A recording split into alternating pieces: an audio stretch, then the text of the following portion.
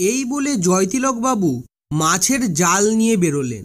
ভূত দেখলেই জাল ছুঁড়ে মারেন, কিন্তু জালে ভূত আটকায় না। জয়তিলক বাবু আঠা কাঠি দিয়ে চেষ্টা করে দেখলেন, কিন্তু ভূতের গায়ে আঠাও ধরে না। এরপর জাপটে ধরার চেষ্টাও যে না করেছেন তাও নয়, কিন্তু কিছুতেই ভূতেদের ধরা গেল না। দুঃখিত জয়তিলক বাবু কপাল চাপড়ে আবার শুটকি ভূতের খোঁজে বেরিয়ে পড়লেন। পাঁচটা ভূত দাপটে আমাদের বাড়িতে রাজত্ব করতে লাগলো। যেখানে ভয় আছে, রহস্য, রোমাঞ্চকর সব ধরনের গল্প রয়েছে, শুধুমাত্র মিড ডে সাসপেন্সে। আর আজকের গল্প শীর্ষেন্দু মুখোপাধ্যায়ের কৌতুক ভূত। তাহলে চলুন শোনা যাক। জয়তিলক বাবু যখনই আমাদের গায়ের বাড়িতে আসতেন, তখনই আমরা অর্থাৎ ছোটরা ভারী খুশিয়াল হয়ে উঠতুম। তখনকার অর্থাৎ প্রায় 30 বছর আগের পূর্ববঙ্গের গাঁগঞ্জ ছিল আলাদা রকম। মাঠঘাট, খালবিল, বন জঙ্গল মিলে এক আদিম আরণ্যক পৃথিবী। সাপ খোপ জন্তু জানোয়ার তো ছিলই, ভূত প্রেতেরও অভাব ছিল না। আর ছিল নির্জনতা। তবে আমাদের বিশাল যৌথ পরিবারে মেলা লোকজন, মেলা বাচ্চা কাচ্চা।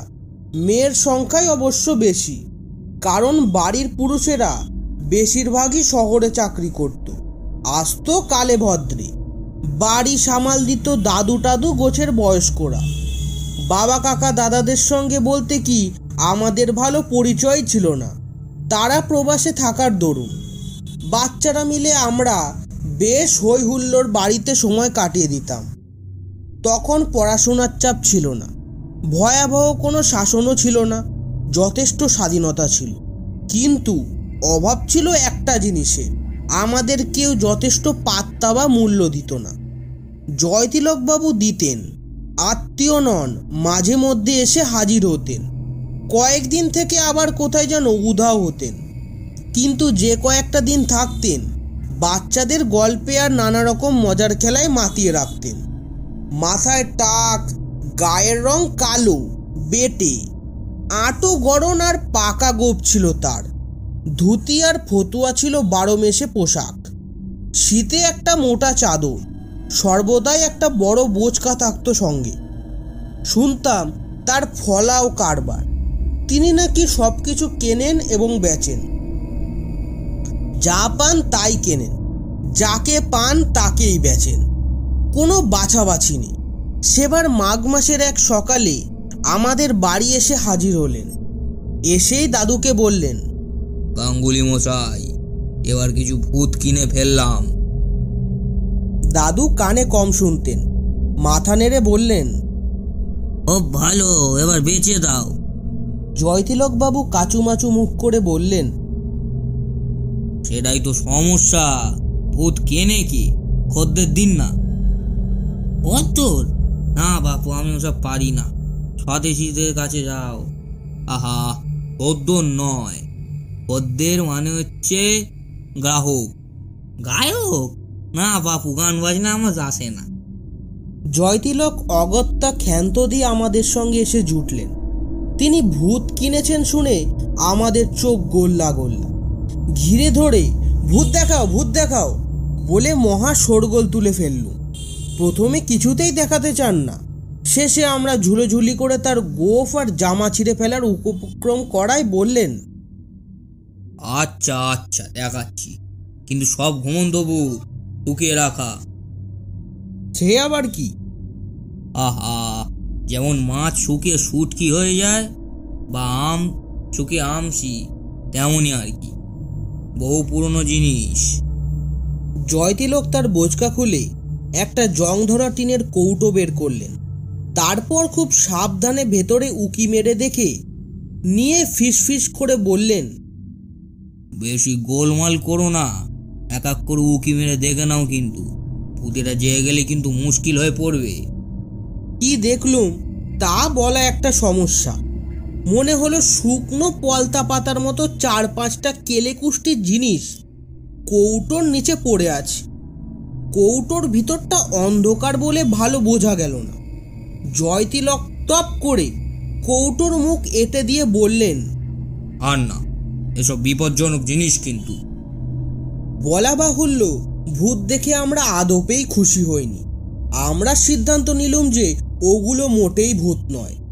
জয়তিলকবাবুকে ভালো মানুষ বেয়ে কেউ ঠকিয়েছে। জয়তিলকবাবু মাথা নেড়ে বললেন, না হে, ঠকাইনি। চৌধুরী বাড়ির বহু পুরনো লোক হলো গোলক, সারা জীবন কেবল ভূত নেই কারবার। তার তখন শেষ অবস্থা, মুখে জল দেওয়া লোক নেই। সেই সময়টা আমি গিয়ে পড়লুম, সেবা টেবা করলাম খানিকটা, কিন্তু তার তখন ডাক এসেছে। মরার আগে আমাকে কৌটো দিয়ে বললে, তোমাকে কিছু দিই এমন সাধ্য আমার নেই, তবে কয়েকটা পুরনো ভূত শুকিয়ে সরিয়ে রেখেছি, এগুলো নিয়ে যাও, কাজ হতে পারে।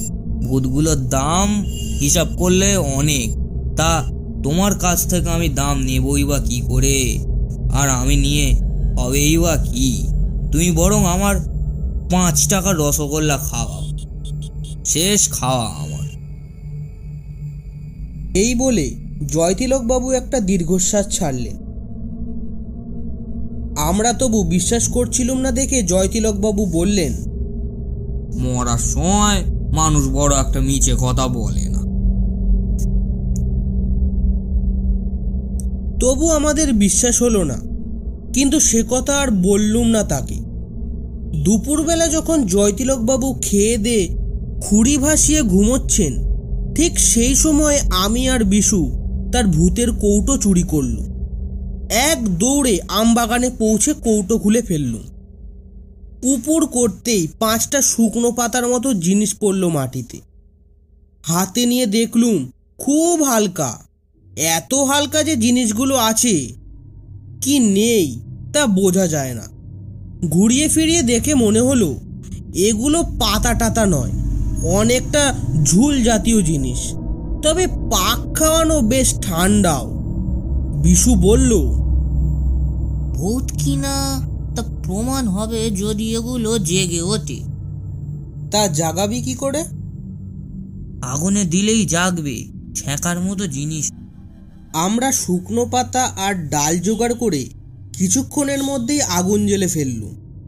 আঁচ উঠতেই প্রথমে একটা ভূতকে আগুনের মধ্যে ফেলে দিল। প্রথমে একটা উৎকট গন্ধ উঠল, তারপর আগুনটা হঠাৎ হাত দেড়েক লাফিয়ে উঠল। একটু কালো ধোঁয়া বেরিয়ে এলো, তারপরই হঠাৎ করে অন্তত 5.5 ফুট উঁচু একটা কেলে চেহারার বিকেট ভূত আমাদের সামনে দাঁড়িয়ে পড়ল। চোখ দুখানা কটমট করছে। ওরে বাবা রে বলে আমরা দৌড়তে গিয়ে হোঁচট খেয়ে পড়ে গিয়ে দেখলুম জ্যান্ত ভূতটা 4টে ঘুমন্ত ভূতকে তুলে আগুন ফেলে দিচ্ছে। চোখের পলকে 5-5টা ভূত বেরিয়ে এলো। তারপর হাসতে হাসতে তারা আম বাগানের ভেতর দিয়ে বিভিন্ন জায়গায় ছড়িয়ে পড়তে লাগলো। ঘটনাটির কথা আমরা কাউকেই বলিনি। জয়তিলকবাবুর শূন্য কৌটোটা যথাস্থানে রেখে দিয়ে এলো।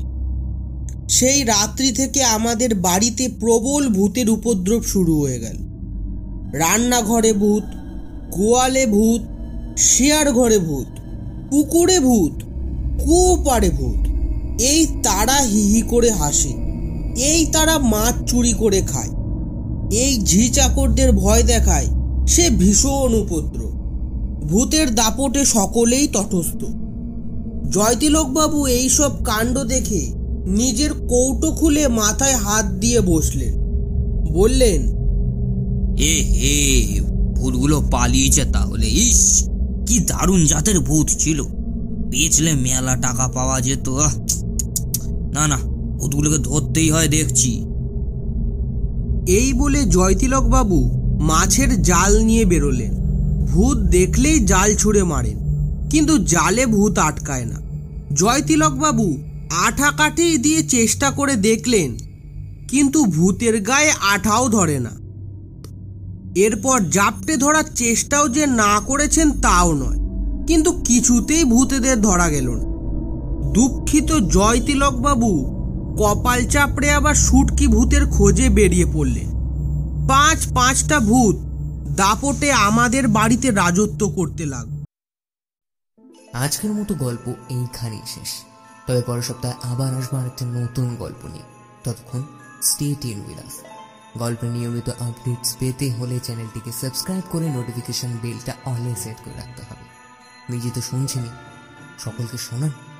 তাহলে দেখা হবে পরের সপ্তাহে, না শোনা হবে।